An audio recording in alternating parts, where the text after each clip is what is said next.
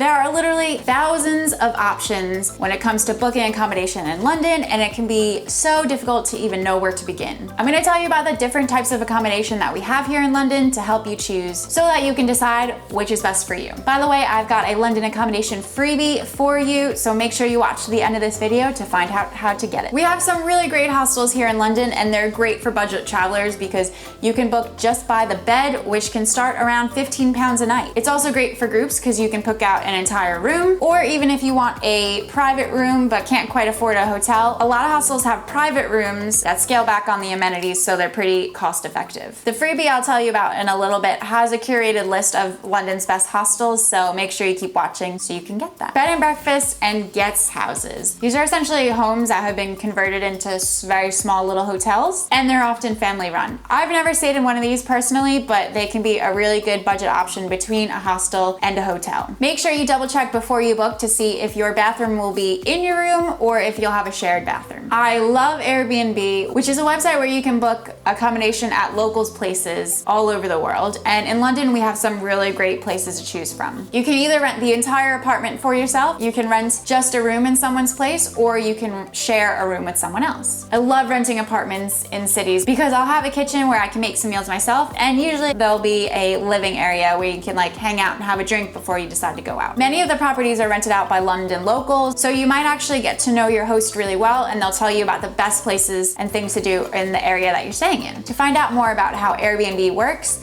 you can watch my Airbnb series, which is popping up here. Just click that card. So here's the obvious one. There are, of course, hundreds and hundreds of choices for hotels in London. There are budget hotel chains like the Premier Inn and Travelodge, but also tons of mid-range and, of course, very luxurious places to stay. To start your hotel search, figure out how much you want to spend per night and go from there. If you want to have an entire apartment to yourself, like an Airbnb, but also still want to get those hotel amenities like daily cleaning, a concierge, then you can look into serviced apartments. I think they're really great for families that want to be staying in the same place and not in two separate hotel rooms. There are some nice ones around London like the Cheval Residences, but just doing a quick search on booking.com will show you lots of options. If you want some actual recommendations of each of these types of accommodation, then you're going to want to get my free Where to Stay in London guide, which tells you some of the best areas to stay in while in London, plus a list of great places to book right away. Click the card popping up here to get that guide for free. This video is part of my London accommodation series.